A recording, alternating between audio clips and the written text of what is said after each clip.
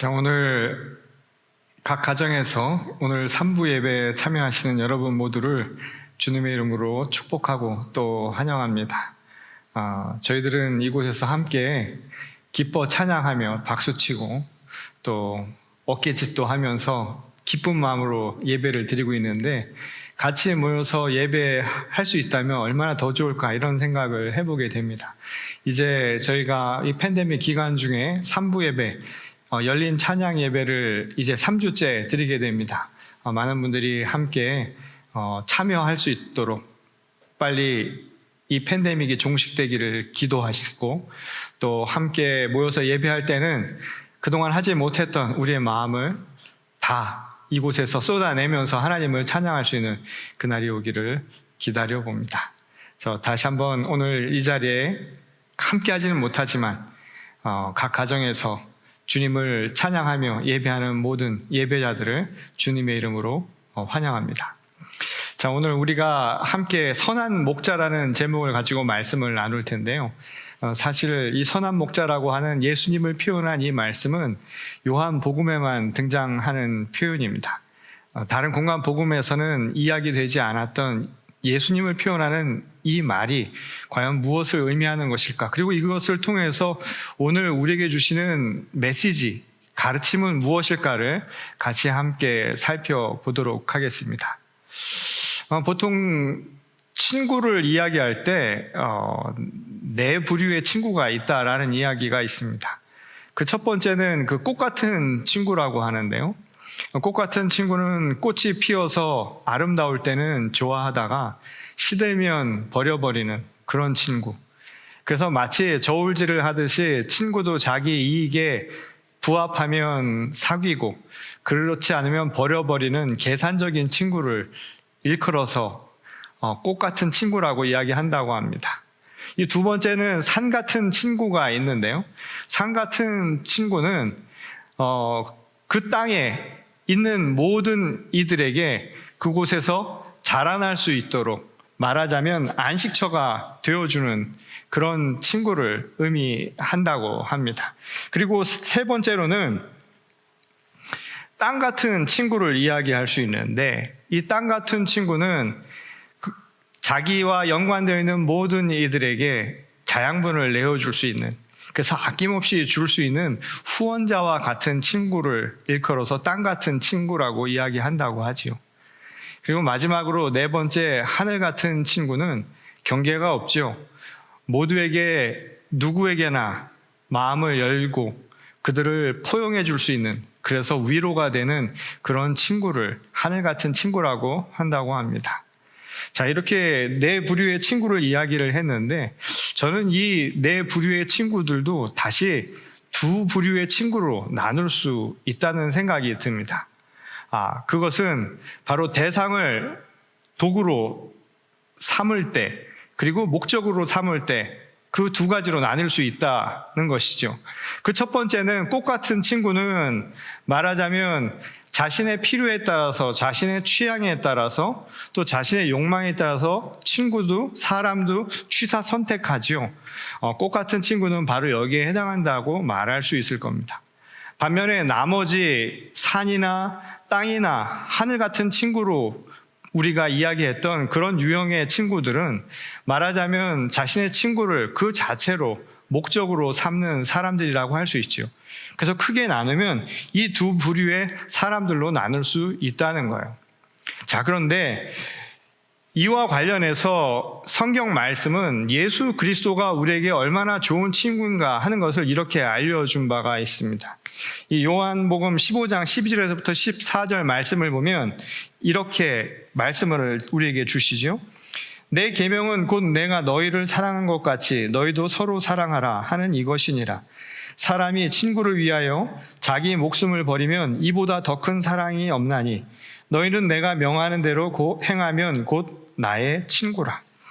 곧 예수 그리스도께서 우리의 좋은 친구라고 하는 것을 이렇게 표현을 하신 겁니다. 근데 그 좋은 친구라고 하는 이 말의 의도는 우리가 이야기했듯이 우리를 향한 예수님의 마음, 또 우리를 어떻게 대하시는가를 보면 명확히 알 수가 있죠.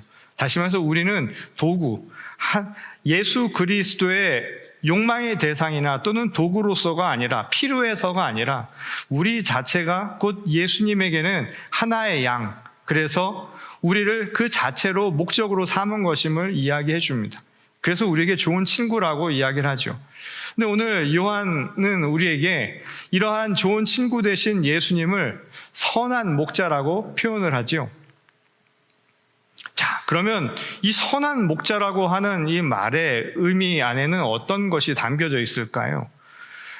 많은 사람들이 이 선하다라고 하는 것에 대한 정의를 우리는 가지고 있고 또 알고 있다라고 생각을 하는데, 정작 그 정의에 대해서 이야기해보라고 하면 대답하기가 굉장히 곤란하다는 것을 알게 됩니다.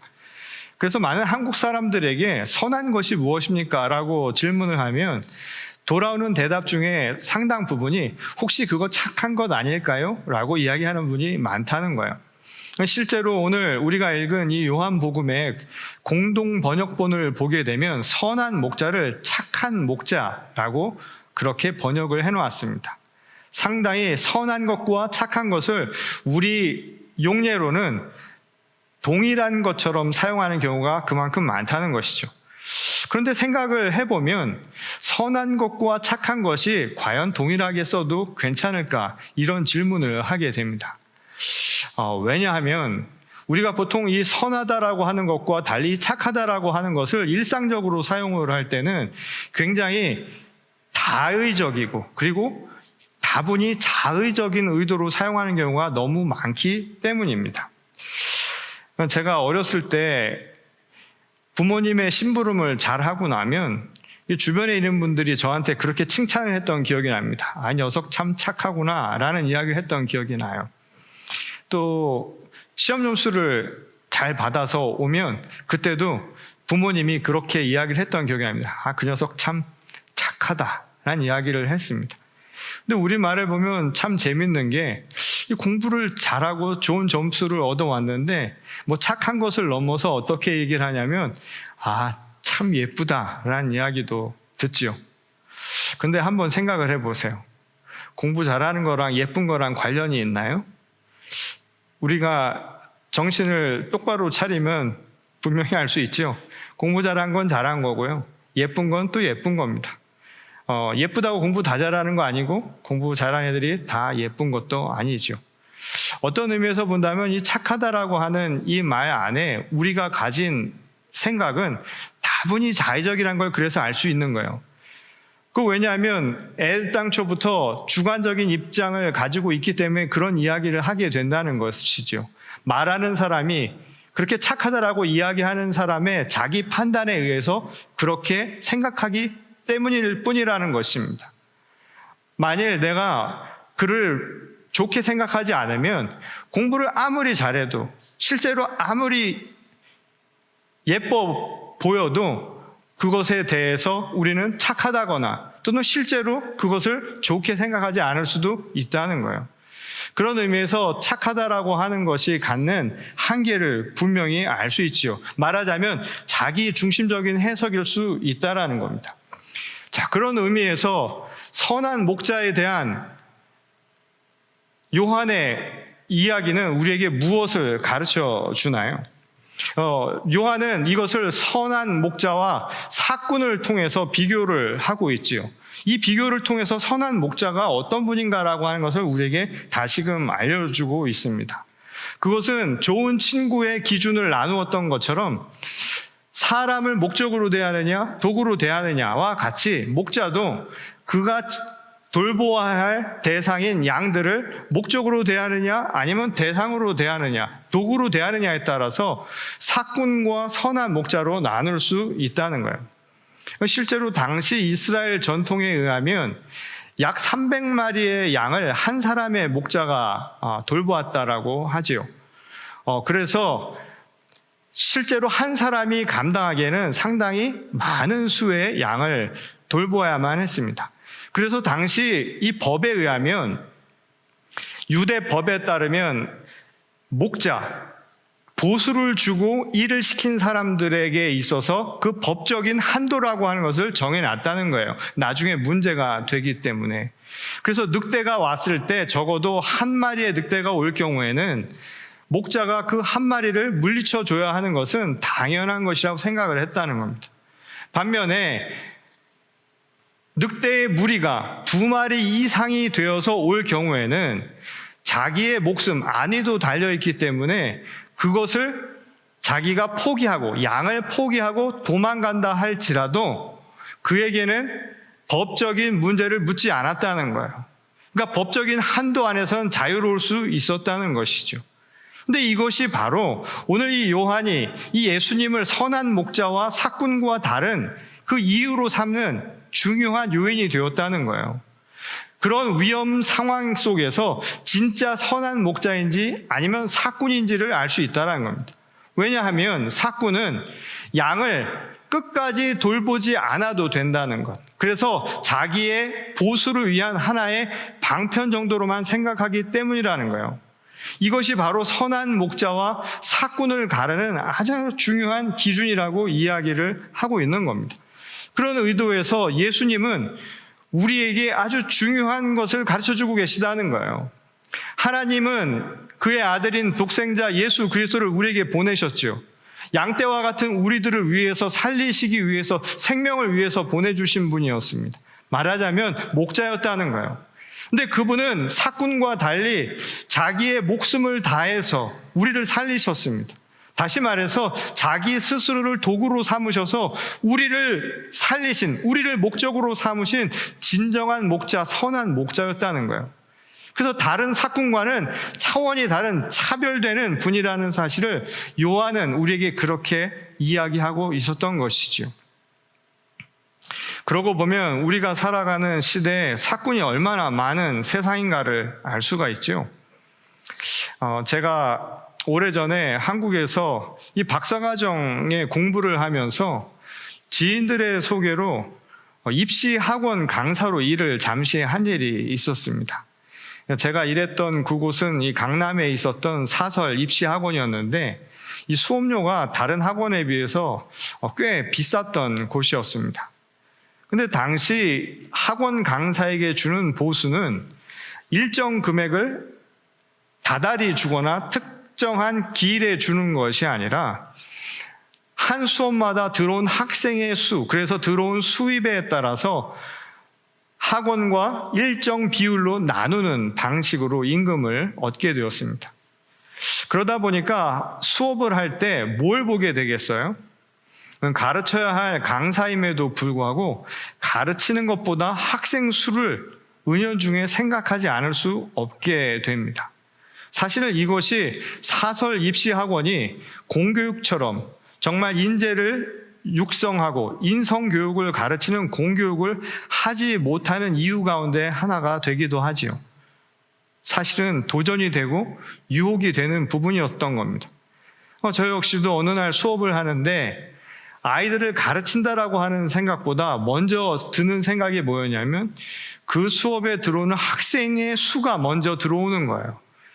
그래서 수업의 질보다도 학생이 얼마나 들어오고 나가는가를 먼저 생각하는 그 자신을 발견하게 되었던 겁니다. 마치 요즘에 교회에서도 그런 이야기들이 있죠. 들어오는 사람의 수를 생각하면 똑같은 결과를 맞이할 수 있는 것처럼 말입니다.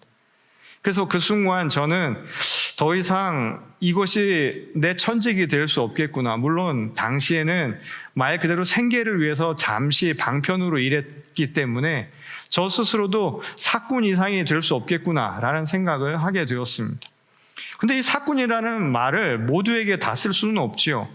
생계를 위해서 일하는 모든 이들은 다 나름대로의 목적이 있기 때문입니다. 그러니 함부로 삭군이라고 모두를 폄하해서 이야기할 수는 없는 것이죠.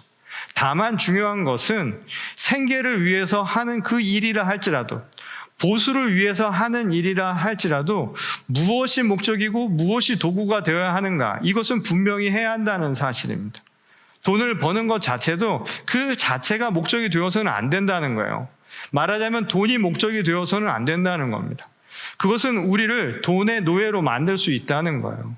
그것이 아니라 돈은, 그리고 우리가 일하는 모든 노동의 목적은 생명을 위한 것이 되어야 한다는 겁니다. 그것이 바로 선한 목자를 통해서 우리에게 가르쳐 주신 말씀 가운데 하나라는 거예요. 그런 의미에서 본질적인 문제, 곧 선한 목자에서 중요한 포인트는 목자다움에 대한 것임을 우리에게 가르쳐 줍니다. 그 선한 목자에서 선한 것이 무엇인가 보다 더 중요한 것은 목자다움에 대한 이야기라는 거예요. 실제로 다른 공관 복음에서는 선한 목자라는 표현을 쓰지 않았죠. 그리고 다른 여러 말씀을 통해서도 선한 목자라고 해서 굳이 수식어를 앞에 붙이지 않은 경우가 많았습니다. 우리가 시편 23편의 말씀을 보면 여호와는 나의 목자라고 이야기를 하죠. 곧 하나님은 나의 목자시고 그리스도는 나의 구원자라고 하는, 나의 구원자, 나의 목자라고 하는 나와의 관계가 더 중요했기 때문이라는 거예요. 왜냐하면 그것이 바로 내 신앙 고백이었기 때문이라는 것이죠. 그렇다면 왜 선한 목자라고 요한은 표현을 했던 것일까요? 그것은 바로 아주 본질적인 문제와 관련이 있었기 때문이라는 겁니다. 곧 목자가 목자다움, 목자의 본질적인 이유, 다시 말해서 목자가 존재하는 이유를 우리에게 가르쳐 주었기 때문이라는 거예요.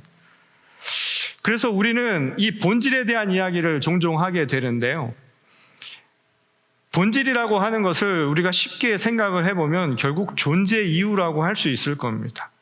말하자면 존재하는 이유, 우리의 역할, 기능과 같은 것이라고 말할 수 있겠죠. 여러분 그림을 보시면은 저 사진에 나오는 것들은 공통되죠. 모양은 다 다르지만, 생긴 건 다 다르지만 공통된 한 가지는 바로 앉는 겁니다. 저 디자이너가 앉기 위해서 저렇게 만든 거예요. 곧 의자라고 하는 것은 앉기 위해서 만든 것이죠. 의자의 본질은 바로 앉을 수 있어야 한다는 거예요. 그 말은 뭐냐면 앉을 수 없는 것은 의자가 아닌 것이죠. 본질적인 게 아닌 거예요. 가장 의자다울 수 있는 것은 앉을 수 있어야 한다라는 것. 그것이 바로 그 존재 이유를 충족시키는 모습이라고 할 수 있다는 겁니다. 자, 그렇다면 우리에게 한 가지 질문을 할 수가 있겠죠? 그럼 우리는 어떨까요? 인간은 뭘까요? 인간의 본질은 과연 무엇일까요? 생긴 거 좀 달라도 다 인간이죠? 선한 사람도 있고 저렇게 악한 사람도 다 인간입니다. 그럼 단순히 보여지는 외모나 또는 그의 행동, 행위 하나하나에 나타나는 선과 악이라고 하는 것이 인간 자체를 규정해 주지는 않는다라는 거예요. 그렇다면 인간은 어떤 존재일까요? 유명한 실존 철학자인 사르트르는 이런 이야기를 한 바가 있습니다. 인간의 존재는, 존재 이유는 없다는 거예요. 그냥 던져진 거라는 거예요. 뭐 의자는 만들어진 거니까 이유가 있지만 인간은 그 자체를 보면 이유가 없다는 거예요. 한번 생각해 보세요. 여기 앞에 계신 분들 한번 생각해 보십시오.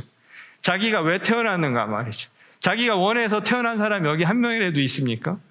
무슨 날 때부터 삶의 목적을 가지고 나온 사람이 있나요? 예전에는 가르쳐줬죠. 민족 중흥의 역사적 사명을 띠고 이 땅에 태어났다고 가르쳐줬는데 과연 우리는 왜 존재하는 걸까요? 어쩌면 우리에게 아주 심각한 질문으로 다가올 수 있는 바로 이 이야기가 오늘 이 선한 목자의 가르침을 통해서 다시금 우리에게 전하는 메시지라고 할 수 있다는 겁니다. 자, 오늘 본문 말씀의 바로 앞 구절인데요. 요한일서 3장 16절을 보면 이런 말씀을 우리에게 전하죠. 그가 우리를 위하여 목숨을 버리셨으니 우리가 이로써 사랑을 알고 우리도 형제들을 위하여 목숨을 버리는 것이 마땅하니라. 자, 이것은 우리에게 아주 중요한 사실 한 가지를 가르쳐줘요. 선한 목자로 오신 것, 그의 본질은 선한 목자로 우리에게 오신 거예요. 목자로 오신 거예요. 다시 말해서 그의 존재 이유는 목자로서 양떼를 돌보기 위해서 오신 거예요. 그래서 양이 목자의 목적이었다 이 말인 겁니다. 그래서 자기의 목숨조차도 도구로 여길 만큼 그리스도 예수는 선한 목자로서의 모든 책임을 다했다는 거예요. 요한은 그것을 바로 사랑이라고 이야기합니다. 그가 이 땅에 오셔서 선한 목자로 살았던 그 본분, 책임, 그 모든 것을 한마디로 정의한다면 그게 바로 사랑이었다는 거예요. 근데 그 놀라운 사랑이라고 하는 것이 우리를 변화시킨다는 거예요.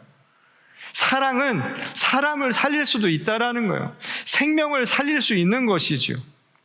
사구는 받는 것만큼 일하는 것이죠. 물론 딱딱 정확하게 합리적으로 맞출 수는 있겠죠. 계산적으로 정확할 수는 있겠죠. 하지만 그것은 사람을 살리지는 못한다는 겁니다. 생명을 살릴 수는 없다는 거예요. 그것이 바로 선한 목자로 오신 예수 그리스도의 사랑의 모습이었고, 그것이 우리를 지극히 사랑하신 하나님의 사랑을 확증한 증거라고 요한은 우리에게 전하고 있습니다. 그리고 우리에게 중요한 사실을 가르쳐 주죠. 우리는 그래서 증인이라는 거예요. 왜냐하면 그 사랑을 받았기 때문에.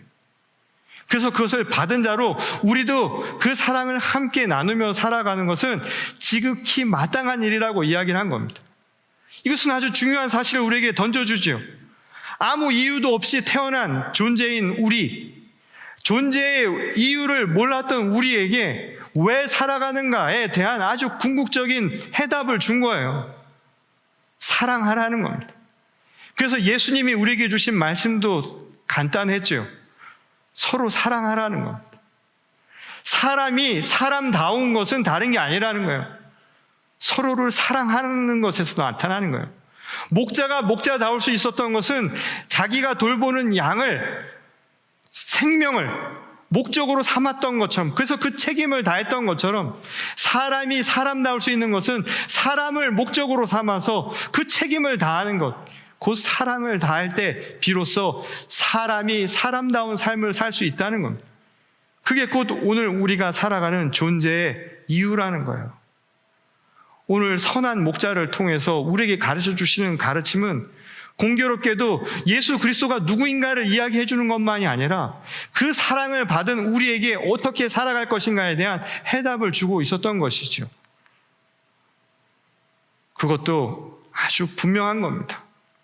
오늘 요한일서 3장 18절 말씀은 이렇게 이야기하지요. 자녀들아, 우리가 말과 혀로만 사랑하지 말고 행함과 진실함으로 하자. 어떻게 살 것인가? 그것의 아주 궁극적인 방법은 사랑의 실천에 있다는 거예요. 그리고 그 사랑의 실천은 그냥 우리 입술로 고백으로 그치는 것이 아니어야 한다는 겁니다. 그것은 어쩌면 대상을 도구화 삼을 수 있는 여지를 만들 수도 있다는 거예요. 우리가 진정으로 선한 목자를 닮은, 정말 하나님의 사랑을 받은 증인으로 산다라는 것은 행함과 우리의 진실을 다해서 그 누군가를 목적으로 삼을 수 있는 것이 되어야 한다는 겁니다. 다시 말해서 누군가에게는 산과 같고, 누군가에게는 땅과 같고, 누군가에게는 하늘과 같은 좋은 친구가 되는 것이죠. 오늘 선한 목자 되신 예수 그리스도의 이 가르침은 오늘 되돌아와서 우리가 살아가야 할 이유와 또 어떻게 살 것인가에 대한 하나의 대답을 주죠. 우리가 살아야 하는 것은 사랑하기 위해서입니다. 그리고 어떻게 사느냐 하면 진실함으로, 행함으로, 누군가에게 정말 산과 같은 무언가를 후원해 줄 수 있고 또 안식처가 되어줄 수 있는 친구, 땅과 같이 날마다 자양분을 함께 나눌 수 있는 그런 넉넉한 친구, 하늘과 같이 함께 서로를 위로해 주면서 서로를 한없이 품어주며 이해해 줄 수 있는 그런 친구가 되어주는 것, 그게 바로 오늘 선한 목자 되신 그리스도를 따르는 부활의 증인, 이 땅의 진정한 교회의 모습이라고 할 수 있다는 것이죠. 저는 그런 의미에서 오늘 우리에게 이 주신 말씀을 마음속 깊이 새기면서 이 땅에 좋은 친구가 될 수 있기를 소원합니다. 한 가지 여러분들에게 그 팁을 드릴까요? 저는 우리가 2%씩만 손해보고 살 생각을 가지면 된다라는 생각이 듭니다. 꽃과 같은 친구처럼 계산 일일이 해서 맞추는 게 아니라 2%만 내가 손해본다 생각하면 됩니다. 많은 것도 아닙니다. 아주 작은 부분을 친구를 위해서 그를 도구가 아니라 그 자체로 목적으로 삼을 수 있는 사랑을 베푸는 겁니다. 사랑은 2%만으로도 충분합니다. 바닷물을 짜게 만드는 것은 2%의 소금기 때문이라고 하지요. 내가 2%만 손해보는 사랑을 한다면, 나를 낮추는 사랑을 한다면 분명 세상은 큰 변화를 맞이하게 될 것이라 믿습니다. 오늘 그런 의미에서 선한 목자 되신 그리스도의 예수를 닮아서 세상 곳곳에서 누군가에게는 산과 같고 땅과 같고 하늘과 같은 좋은 친구가 될 수 있는 주의 거룩한 교회와 성도가 될 수 있기를 주님의 이름으로 간절히 축원합니다. 우리 다 같이 기도하시겠습니다. 좋으신 아버지 하나님, 감사를 드립니다. 오늘도 우리와 함께 하시며 우리를 주님의 양떼로 삼아 우리를 위해 자신의 목숨까지 내어주신 선한 목자 되신 그리스도를 우리의 마음 깊이 찬양합니다. 하나님, 이제 저희도 그리스도 안에서 새로운 피조물로 변화되었으니 이제 저희가 받은 사랑을 우리의 마음속에 깊이 새기고 저희도 그리스도를 닮은 주의 거룩한 증인으로 세상에 좋은 친구가 되어 살아갈 수 있도록 인도하여 주시옵소서. 여전히 지쳐있는 자들에게 위로가 되게 하시고 또한 흔들리는 자들마다 그들이 설 수 있는 기댈 터가 되게 하시고 또한 그들이 필요할 때마다 함께 내어줄 수 있는 후원자가 되게 하셔서 세상에 좋은 친구가 된 이 시대의 진정한 교회와 성도로 삼아 주시옵소서. 오늘 이 시간 이 믿음으로 고백하고 결단하는 주의 거룩한 성도들과 교회 위에 하나님의 한없는 은총을 내리워 주실 줄 믿사오며 거룩하신 우리 주 예수 그리스도의 이름으로 간절히 기도드렸습니다. 아멘.